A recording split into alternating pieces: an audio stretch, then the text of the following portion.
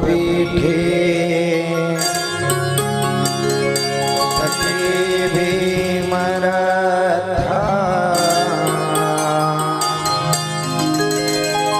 वरं कुण्डलीका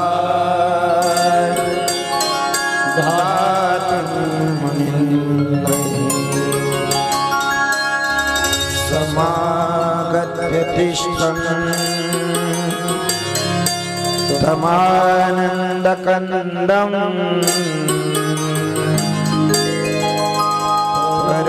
परब्रह्मलिङ्गं भजे पाण्डुरङ्गम्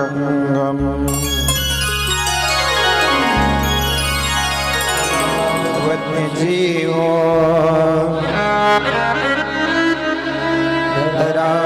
धरावतारम्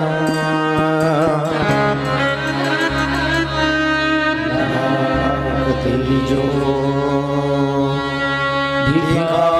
मोदिवक्रमो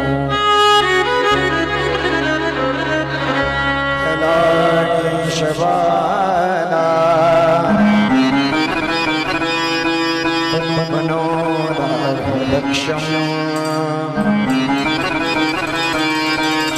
समाधिस्थमूर्तिम्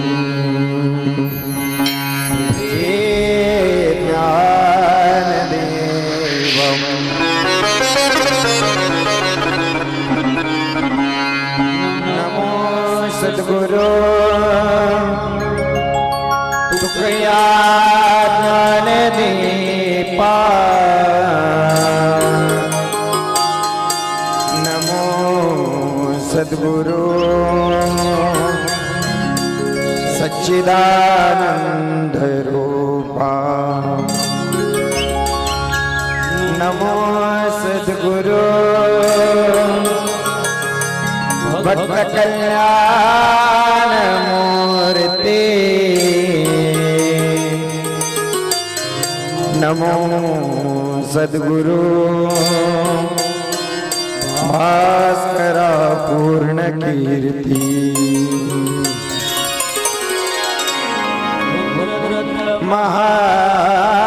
महाकाय सूर्यकोटि समप्रभा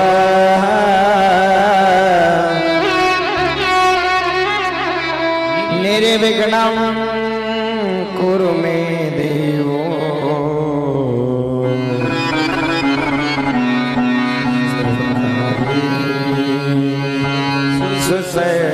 सर्वदा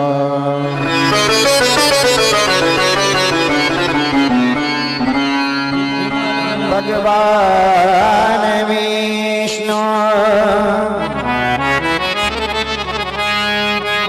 मंगलम गरुड़ध्वज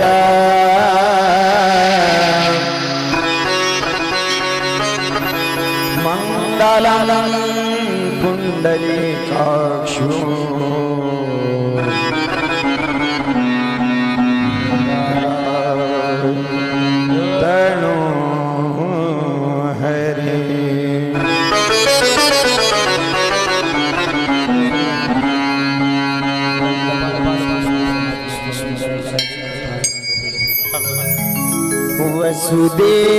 वसुदेव सुतं देव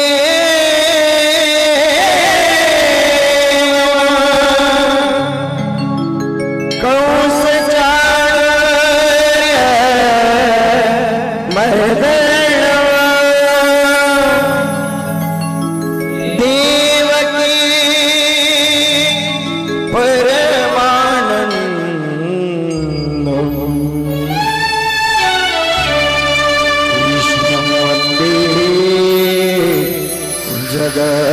जगद्गुरु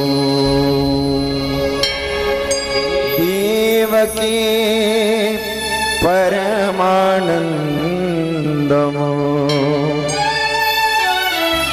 कृष्णं वन्दे जगद्गुरु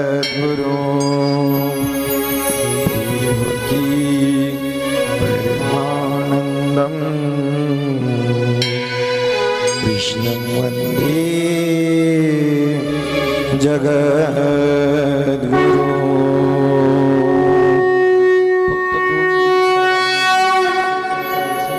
आणि नामस्मरण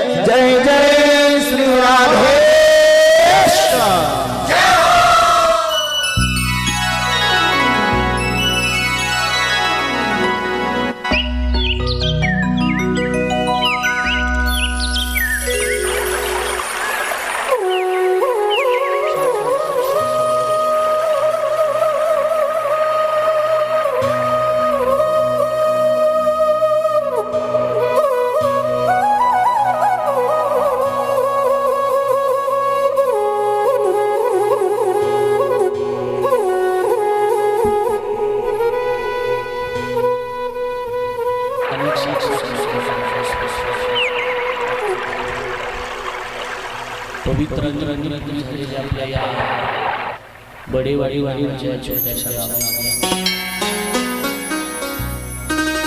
ऐश्वर्य संपन्न राष्ट्र संत सद्गुरू श्री संत भगवान बाबा यांनी प्रारंभित केलेला हा 92वा नारळी सप्ताह यावर्षी आपल्या या गावामध्ये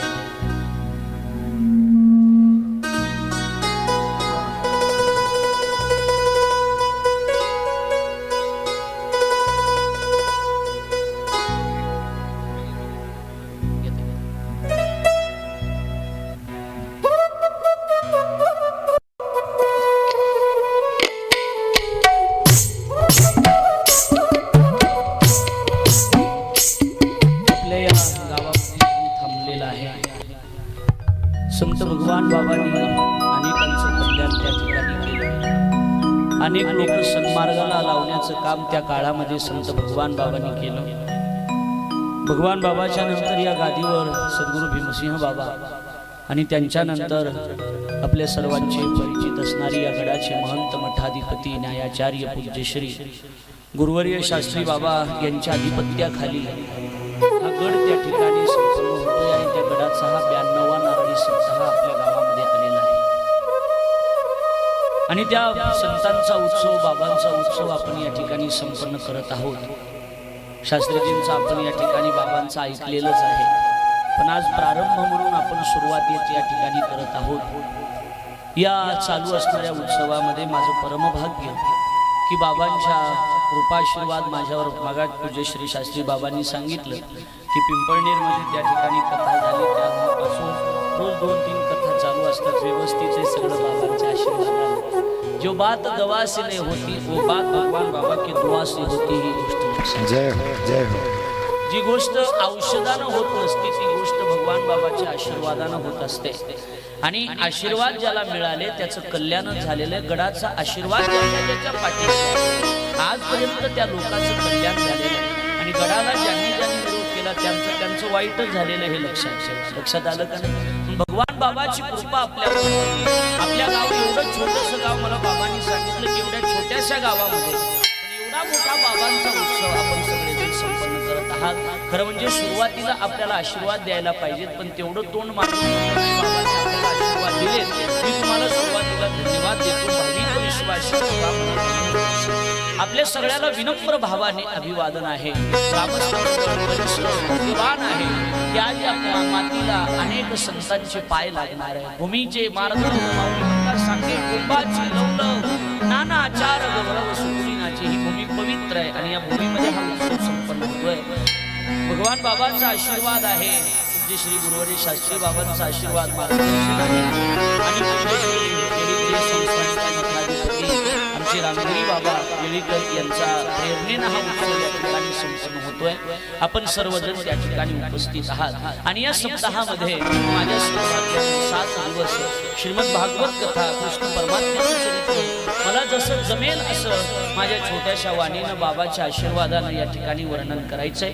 संतांचे उत्सव संपन्न करायचे असतात, संतांचा सोहळा साजरा करायचा असतो। ते कशासाठी? काही लोक म्हणतील आम्ही बाबांचं नारळ घेतला आणि आम्ही बाबांचा सप्ताह केला। कशासाठी? बाबांचा सप्ताह बाबांचे सोहळे का करायचे असतात? तर त्यांना बरं वाटावं, बाबांचा उत्सव जो साजरा करायचा तो बाबांना बरं वाटावं म्हणून नाही। हा उत्सव बाबांना बरं वाटावं म्हणून नाही, आपलं बिघडू नये म्हणून करायचा असतो। हे लक्षात घ्या।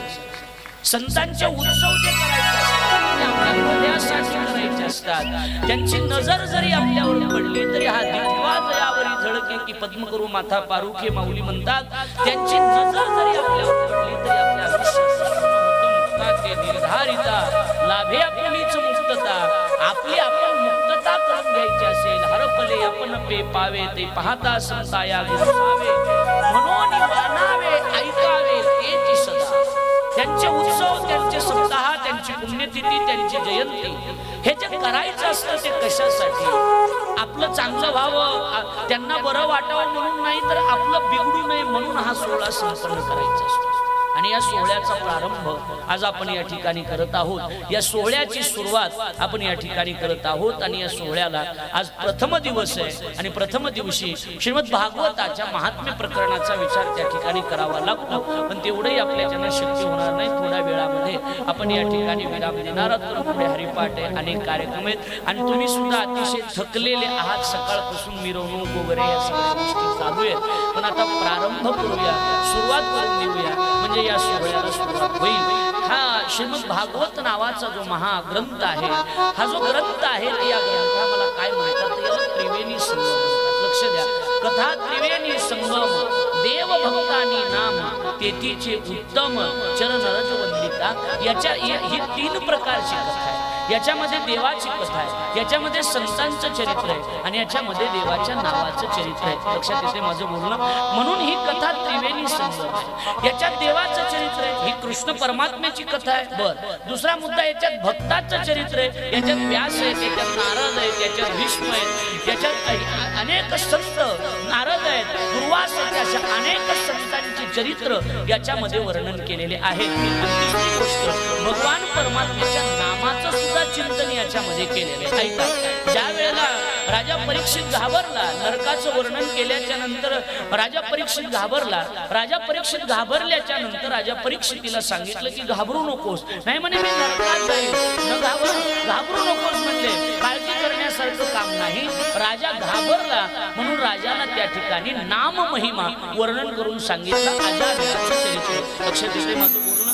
कशासाठी बोलतोय तर ही कथा त्रिवेणी संगम आहे आणि म्हणून ही कथा आपल्याला ऐकायची आहे। काय होईल या कथेनं, तर या कथेनं जळती दोषाचे डोंगर, शुद्ध होती नारी नर, जे ऐकती सादर ती पवित्र हरिकथा।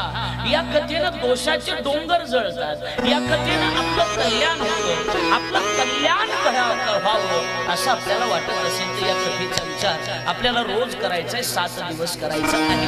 हा एक मोठा सत्संग, लक्ष द्या, हा एक मोठा आहे सत्संग आणि तो सत्संग आपल्याला घडतोय। कशाने घडेल सत्संग, तर सत्संग पुण्याईने घडत असतो, हे लक्षात ठेवा। आपल्या जीवनात कुठलं तरी पुण्य आहे की आपल्याला हा सत्संग भाऊ घडतो। लक्षात आलं? आपण काहीतरी पुण्य केलेलं आहे, अनंत जन्माचे सुकृत पदरी त्याचे मुखी हरी पैठा होय। अनंत जन्माची असेल पुण्य सामुग्री, तरीच जिव्हाग्री नाम येईल श्रीरामाचे।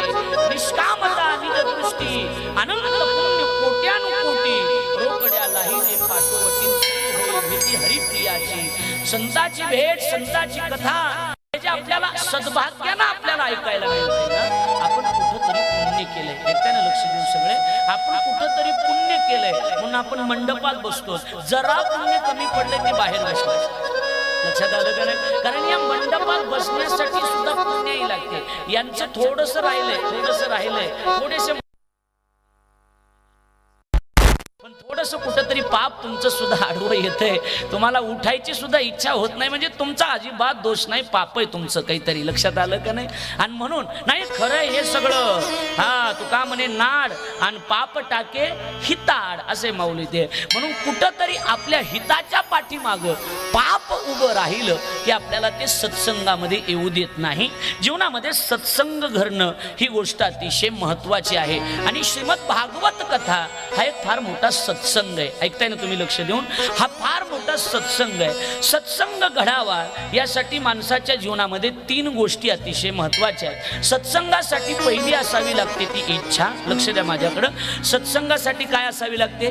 पहिली गोष्ट इच्छा असावी लागते, दुसरी गोष्ट सत्संगाचे प्रयत्न केले पाहिजेत आणि तिसरी गोष्ट कुणाचा तरी अनुग्रह जीवनामध्ये असला पाहिजे, तर त्याच्या जीवनात सत्संग घडतो। पहिली गोष्ट आहे की सत्संगाची इच्छा असली पाहिजे। हा मोठा 7 दिवसाचा बाबांनी नारळी सप्ताह जो ठेवलाय, आमच्या गडाचेच आहेत आणि तागडगावचे मठाधिपती महंत अतुल महाराज, त्यांनी एक शब्द वापरला होता, ते म्हणले वारकऱ्याचा कुंभमेळा बघायचा असेल तर बडेवाडीला या।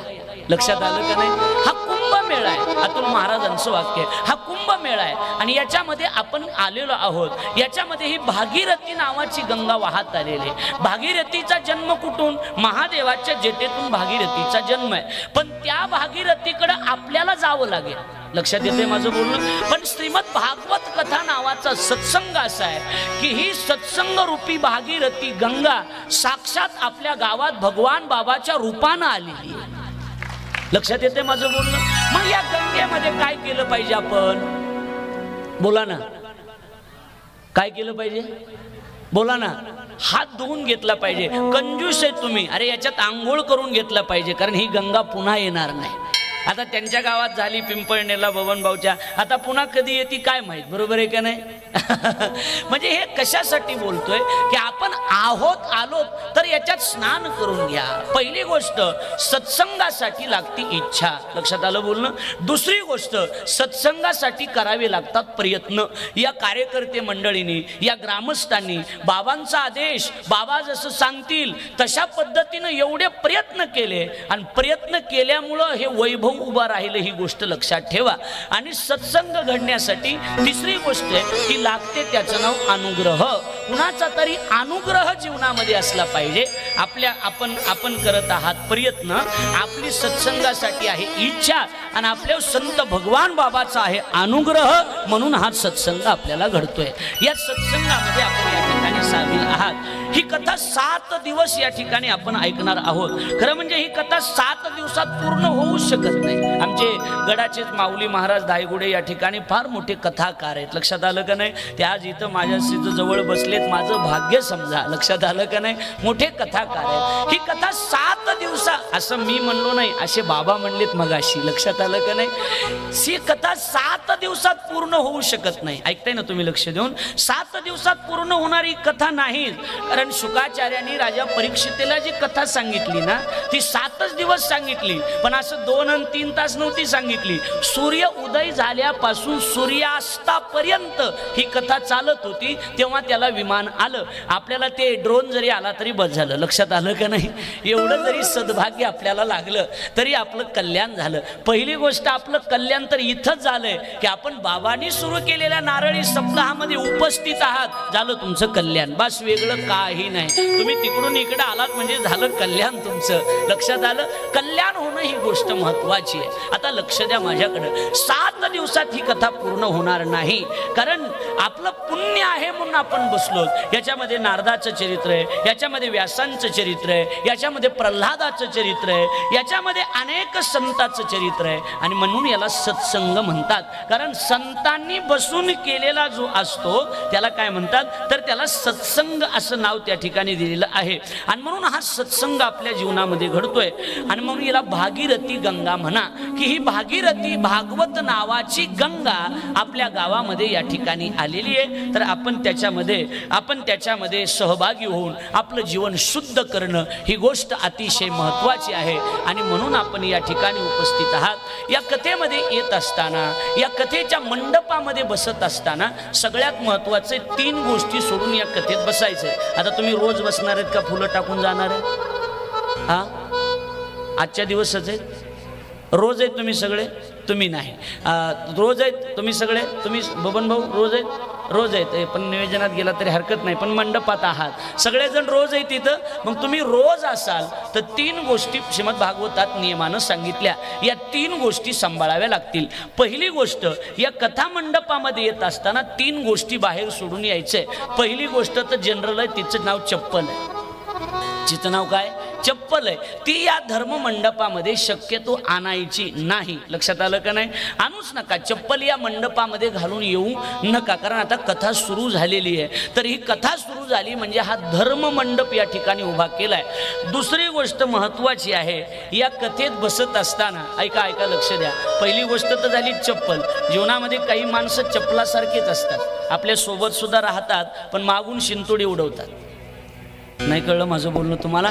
असे काही माणसं आपल्या जीवनामध्ये सुद्धा असतात. त्याच्यामुळे ती चप्पल शक्यतो या मंडपात येऊ देऊ नका. पहिला नियम. दुसरा अतिशय महत्वाचा नियम आहे, या कथा एवढं सांगून थांबणार आहे. या कथा मंडपामध्ये येत असताना अहंकार घेऊन या मंडपामध्ये येऊ नका. कळते माझं बोलणं? या मंडपात अहंकार घेऊन कधीच बसायचं नाही. हा मंडप जो आहे ना, तो मंडप भगवान बाबाचा आहे. हा मंडप मंडप ज्ञानोबा राहायचा आहे, हा मंडप तुकोबा राहायचा आहे, हा मंडप बंकट स्वामी महाराजांचा आहे, हा मंडप नगद नारायण महाराजांचा आहे. या सगळ्या संतांचा हा मंडप आहे. लक्षात येते माझं बोलणं? सगळ्याचा मंडप आहे. हा कोण्या जातीचा नाही, एका जातीचा नाही, हा सगळ्या जाती धर्माचा, म्हणून याला नावच धर्म मंडप आहे. लक्षात ठेवा, भगवान बाबाच्या नारळी सप्ताहातला जो मंडप आहे हा मंडप जातीचा मंडप नाही, तर हा मंडप सगळ्या जाती धर्माचा मिळून मंडप आहे, म्हणून याला धर्म मंडप असं म्हणतात. जय हो. इथं सगळ्या जाती एका छत्राखाली बसतात. इथं सगळ्या जाती धर्माचे महाराज मंडळी आज आमच्या गडावर आहेत. सगळ्या जाती धर्माचे पूज्य शास्त्रीजी बाबांनी सगळ्या जाती धर्माच्या महाराजांना महंत केलंय का नाही सांगा? सगळ्या जाती धर्माचे महाराज लोक आमच्या गडावरचे आज PhD आहेत, आज डॉक्टरेट पर्यंत गेलेत, आज शास्त्री पदापर्यंत गेलेत. हे जे दिसतात ते सामान्य नाही. हे धोतर घालून जे तुम्हाला या मंडपामध्ये दिसतात ना, हे सामान्य नाहीत. तर याच्यात कुणाची PhD झालेली, कुणी डॉक्टर आहेत, कुणी महंत आहेत. पण ह्या भगवान बाबाचा उत्सव असल्यामुळे हा सगळा अहंकार बाजूला सोडून ते या मंडपात आहेत, हे लक्षात ठेवा. हा, मी सुद्धा TV वरचा महाराज आहे. तुम्हाला इज्जत नाही माझी. मला ढकलीत होते लोक, काय मला पडलो खाली, मरणाचं लागलं. जाऊ द्या म्हटलं, पडलो तर पडलो, बरं झालं. दुसरीकडे पडण्यापेक्षा भगवान बाबाच्या दारात पडलो याचा आनंद आहे. लक्षात, कुठंतरी पडण्यापेक्षा बाबाच्या मंडपात पडा. पडो निराहीन तये ठाई, उगाच संताची पायी, उगाच संताच्या पायावर पडून राहावं. पहिली गोष्ट चप्पल, लक्षात आलं. दुसरी गोष्ट बोला ना, अहंकार. आणि तिसरी गोष्ट सगळ्यात महत्वाची, तिचं नाव तर्क. तिचं नाव काय? तर्क. खरंच बाबांनी पाण्यावर बसून ज्ञानेश्वरी वाचली असेल का? तू अमेरिकेला जा, तू इथं थांबू नको, काही नको, काही नको. तर्क कशासाठी करायचं? संतांनी आपल्याला सांगून ठेवलंय, साधू संतांनी लिहून ठेवलंय, त्या मार्गानं आपण जाणं. आपल्याला भगवान बाबांनी ज्ञानेश्वरी वाचली, हे वामन भाऊनी आपल्याला सांगितले, खंडोजी बाबांनी आपल्याला सांगितले, हे भीमसिंह बाबांनी आपल्याला सांगितले, आणि तेच गुरुवर्य शास्त्री बाबा आपल्याला सांगत असतील, तर आपण वेगळा पायंडा पाडायची काहीच गरज पडत नाही म्हणतो. लक्षात येते का माझं बोलणं? सोपं बोलू का? एकदा सोपं बोलू का? एकदा आईनं दाखवून दिलं ना, हा तुझा बाप आहे, पुन्हा संशय घ्यायचा नाही. ज्यांना कळलं त्यांना धन्यवाद. बाकीचे जीवन या थोडस जाऊन. आता काय करायचं? आपली आई म्हणजे भगवान बाबा आहेत, आपली आई म्हणजे संत आहेत, आणि संतांनी आपल्याला मार्ग दाखवून दिला, त्या मार्गानं चालत राहणं हे साधकाचं कर्तव्य असतं. ऐकता तुम्ही? लक्ष देऊ. झालं, थांबायचं मला. पहिली गोष्ट चप्पल, दुसरी गोष्ट अहंकार, आणि तिसरी गोष्ट तर्क. या सगळ्या गोष्टी सोडून या मंडपामध्ये आपण जर बसलात तर ही कथा आपल्याला फल देईल, आणि आपल्या जीवनातली पाप घालूशिवाय राहणार नाही. या कथेचे काही नियम सांगितले. पहिला नियम सांगितला की मधून उठायचं नाही. लक्षात येते का? उद्यापासून येणारे जाऊ द्या, आता हे अन्य गावचे लोक येणार, तुम्ही जर रोज येणार असाल तर ऐका, मधून उठायचं नाही.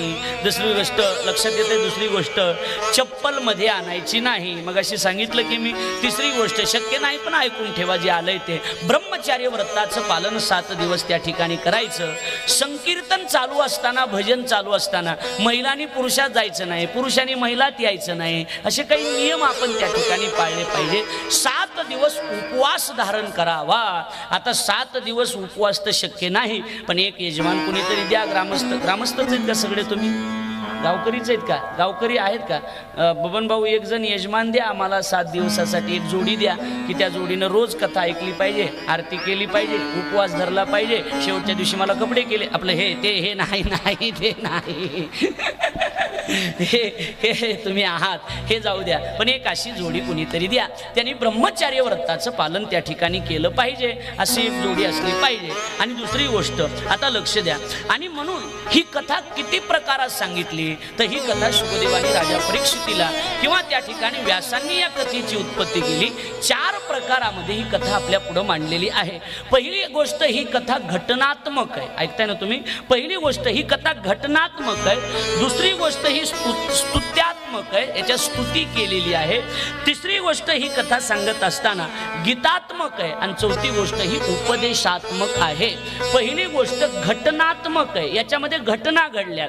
काय घटना घटना घडल्या? काय घटना घडल्या? शमीक नावाच्या ऋषीच्या गळ्यामध्ये राजा परीक्षितीनं मेलेला साप नेऊन अडकवला आणि ही घटना घडली. म्हणून ही कथा घटनात्मक आहे. पण एक लक्षात ठेवा, ह्या घटना आपण लक्षात ठेवायच्या नाहीत, याच्यातला भाव आपण लक्षात ठेवायचा. पूज्य गुरुवरे शास्त्री बाबांचं वाक्य होतं, म्हणले अनेक संत या जगामध्ये झाले आणि मग भगवान बाबाची बरोबरी करायला लागले. मागच्या कीर्तनातले आळंदीच्या बरोबरी करायला लागले. त्याला मी सांगितलं की तुझे संत बाजूला राहू दे, आमचे ज्ञानोबराय बाजूला राहू दे, उरली ती राहते तिचं नाव ज्ञानेश्वरी आहे.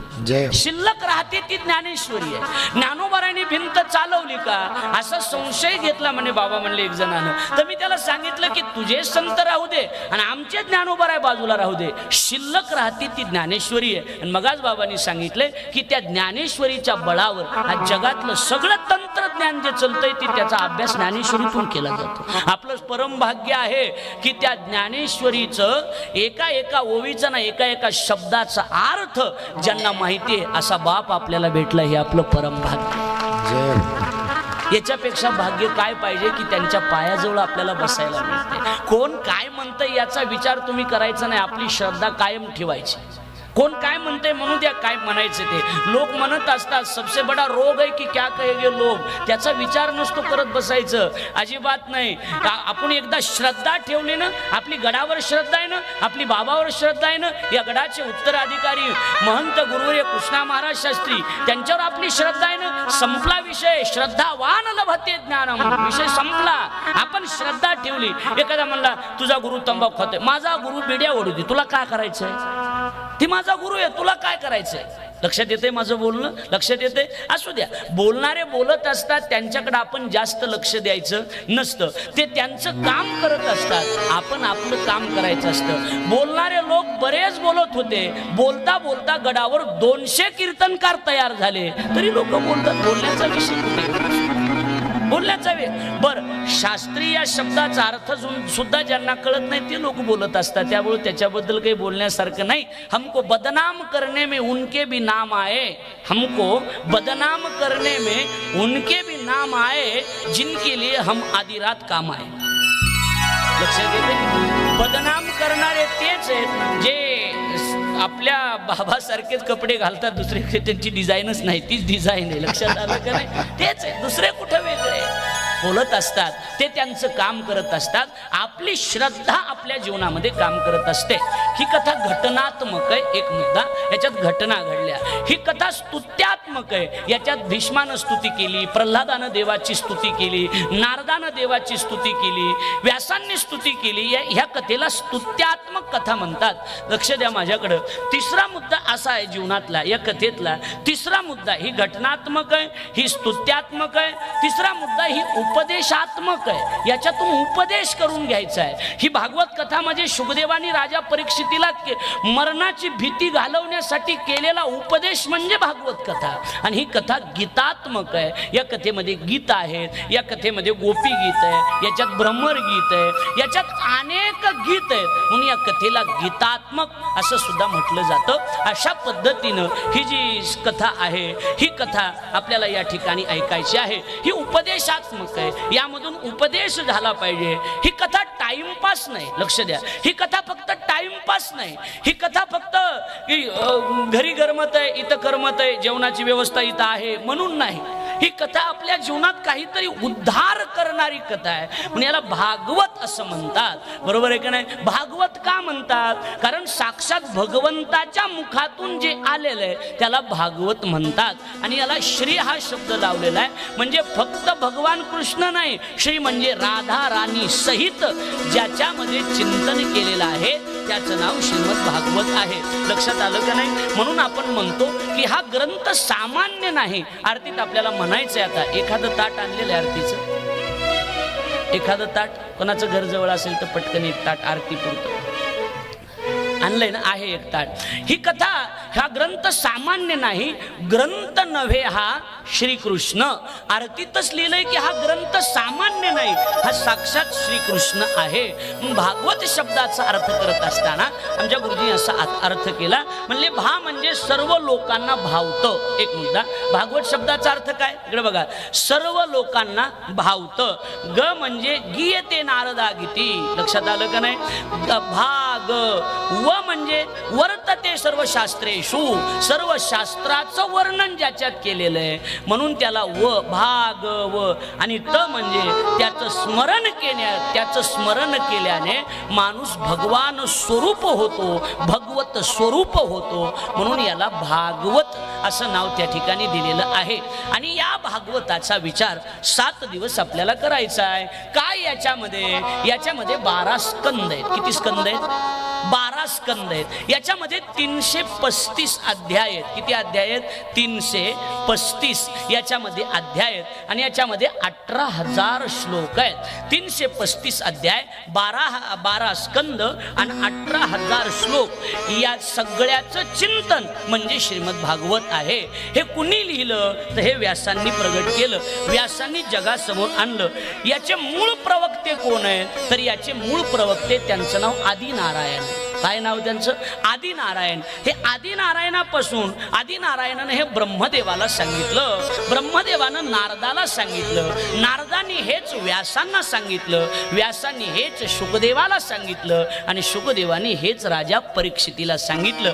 आणि तेच त्याच्यातला थोडासा भाग थोडंसं मी तुम्हाला सांगणार आहे. एवढंच आहे. त्या कथेचा विचार आपल्याला करायचा आहे आणि त्याचा विचार आज नाही तर आपल्याला उद्या करायचा आहे. एकदा सर्वांनी मोठ्या प्रेमानं भगवान बाबाचं भजन करूया, भगवान बाबाचा जप करूया आणि आरती करून या सेवेला गुलाब. भगवान बाबा जय भगवान बाबा, भाऊ जय भगवान बाबा, भगवान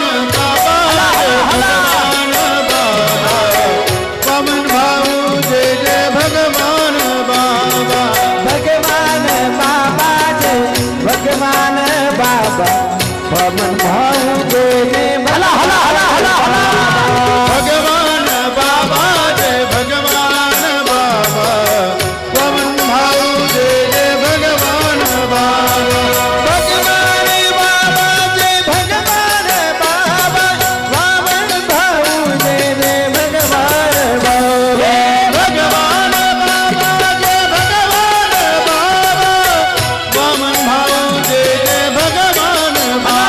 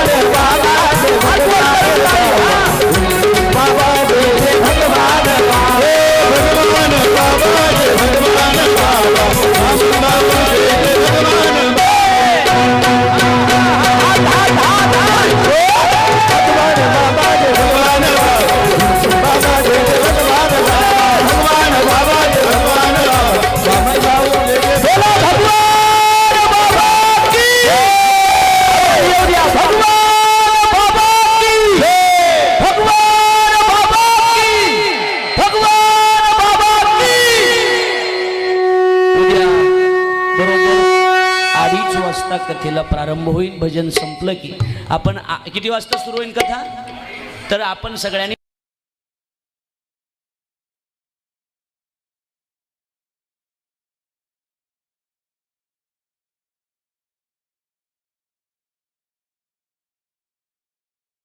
सिद्धांत या आनंदाचे सिद्धांत नावाच्या यूट्यूब चॅनलवर, फेसबुक, इंस्टाग्राम या सगळ्या अकाउंट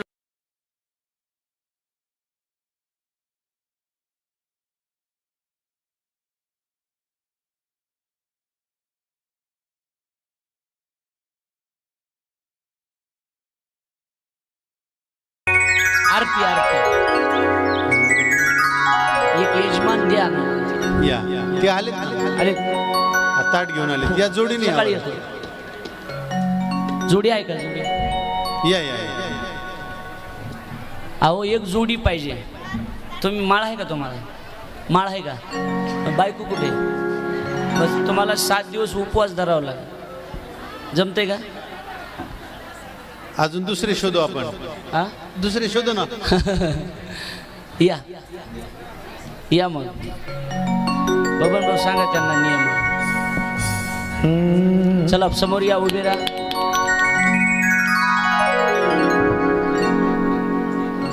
कर्पूर गौरम करुणावतारम संसार सारम भुजगेन्द्रहारम सदा वसन्तं हृदयारविन्दे भवं भवन सहितं.